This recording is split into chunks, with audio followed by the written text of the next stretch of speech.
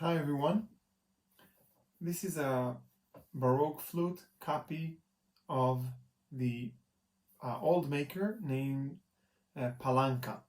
So it's a unique sound, and the purpose of this flute, obviously, it is different than other flutes, but something in the embouchure hole makes it stronger than other Baroque flutes, and it's made from kakabulu. So I would like to talk about a thought that it's maybe a continuation also from what we spoke previously in a previous chapter, but a thought that came while working on this flute. I was thinking about the maker, Palanca, French maker that today is well known for this signature flute, which is a very, very strong and beautiful sound. And my question for today, or the question that I'm occupied with, the Baroque flute maker of that time made a certain sound, a planned a flute that will sound and look like that. And I'm copying it because it is a very good model, and I would like to have that sound, and I would like to have that feelings that the original maker made it. Am I losing part of my quality when I'm copying something else? And maybe if I would make the same Baroque flute and I would come up with my own embouchure hole or my own design, would that make it a better flute? At least to my achievement abilities, am I less of an artist when I'm copying something else? If I'm going to copy a Rembrandt painting, it will look very, very good, would that be less? So in order to go into the depth of that conversation, I would like to really go into completely different subject, and it would sounds like we're getting off topic, but let me assure you that we'll get back to it. Imagine you're getting married and having a child, and you're raising your child, and you look at your child and you see, oh, look at that. This boy or girl has some similarities to me. I can see that he or she behaves that way because it's something that I have in myself. So let me guide them through not to make the same mistake that I did. And so both parents looking at the child, and each one of them looking from his own perspective. And you see that apparently the parents' desires are very fine desires, because they are interested that the child will be a better child. But there is a very hard question to ask. Is what you see in your child is actually what you went through?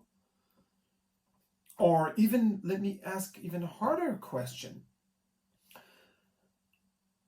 What would it take for the child to achieve his own way without having you as a guider or educator? What would it be? Like, a child would mature enough that you tell yourself, okay, that's it, now you don't need me anymore. Obviously, we see that children grow up to a certain age and they don't need us to feed them and to dress them. But when would it be that your child would not need your guidance? Apparently, it's a phenomena, because at some point you also grow up. So you always will be ahead of your child, so you will be always more experienced. But there will be a point where you say to yourself, that's it, I'm not guiding him anymore. I'm not showing them the way, because it's useless. What would it take to achieve that point?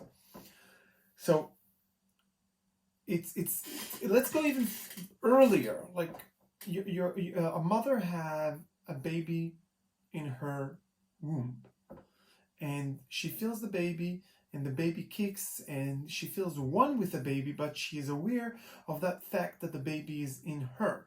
Now, when she eats or when she takes any decision, it will immediately affect that baby, obviously. As soon as the baby separates from her, goes out from her, from that point, she has no more control of how the baby will feel. She can try to affect his or her feeling, but there will be no way that she can sense that or control it according to her moods or what she eats.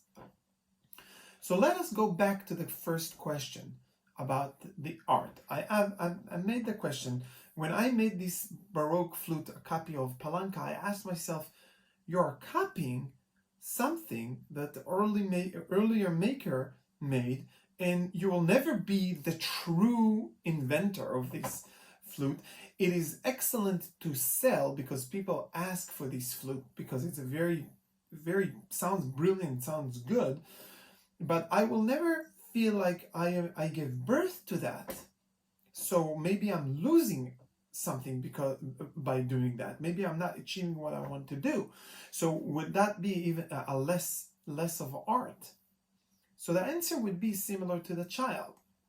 There's a certain point where you look at the child and you say, the child is out of me, is not in my control. And it's a very simple a very, very simple way to distinguish. When you have in your thoughts a desire to impact the child with your own personality, no matter how long, how far you would take it, you would always have a problem because the child has, whether you want it or not, his own personality. So you will always clash with his personality, back and forth, back and forth. As soon as you decide to look at your child as his own, as by its own, meaning that you're not interested of impacting or copying your character into him, so all of a sudden the child becomes your, let's say, the priority changes because it becomes something that you wish for it to stand by its own. And let me explain it a little bit from a different direction, and we'll sum it up, and it will be all complete and clear. When you're drawing a painting, and the painting is something that you need to do it because you need to finish your paycheck, you need money to for the rent, so you're doing something not for the art sake, you're doing it for other reasons, then you're influencing the painting. So you will look at the painting and you'll see, oh, I see that you had a purpose in this painting. You wanted to speak something out. It's not the art that you're interested in, it's what you needed to express from this art.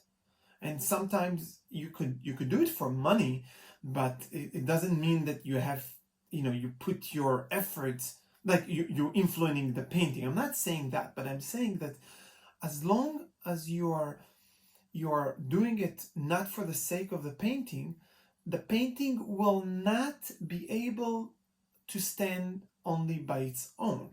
You will always, it's like a painter that wants to show him or herself, and that's why he's making a painting. So you look at the painting and you see the painter. I don't want that. I mean, maybe you do want that, but I'm looking at the painting and I'm asking, what is the painting? Can the painting stand by itself? And that is the question. And that is maybe the answer for the previous question that we asked in the last episode. When you are making a painting or any kind of art form, like a flute or anything that you're doing, And it's not what you want your personality to speak. It's the love that you have for the object or for the art. And you wish for the art to come by itself. You wish for this artifact to come to life by its own. So that's what makes the quality of the art endless or worth billions and trillions. That is also the same way in education. If you are educating your child, you want the child to come to his or her character, to bring her or his character out, and not to influence your own character onto them, that is a good education. And that will bring the best out of your child. And of course, you will have to guide them through life, and you will always have more wisdom to give them. It's the same thing in the art. Like when you're making a painting, you have to make the painting, but you wish for the painting to stand by its own, not to scream, I was painted by that and that painter. And that is what the endless value of true arts. Thank you. And I wish to see you also in the next episode. And please share, like, and subscribe to my YouTube channel. And I will be happy to receive any comments below, or you can contact me through my website, sending me any questions or comments. Thank you very much. God bless you all.